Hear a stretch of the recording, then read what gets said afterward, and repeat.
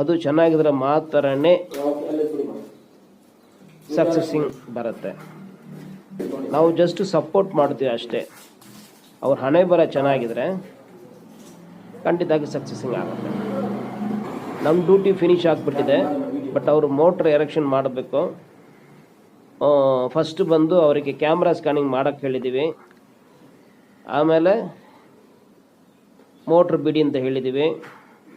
First filter pipe ಹಾಕ ನಾನು ಒಪ್ಕೊಂಡಿಲ್ಲ, ನೀರು ತುಂಬ ಕಡಿಮೆ ಬಂತು, ನೀವೇ ನೋಡಿ ವಿಡಿಯೋಗಳು. ಆಮೇಲೆ ಲಾಸ್ಟಾಗಿ ತುಂಬ ನೀರು ಬಂತು. ಆ ಥರ ನೀರು ಬಂದರೆ ಮಾಡ್ಬೋದು.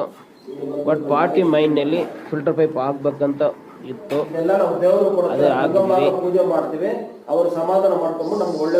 ಎಂಡ್ ಟೈಮ್ನಲ್ಲಿ ಸ್ವಲ್ಪ ಮಿಸ್ಅಂಡರ್ಸ್ಟ್ಯಾಂಡಿಂಗ್ ಬಂದಿದೆ, ಅದು ಯಾವಾಗಲೂ ಇರುತ್ತೆ.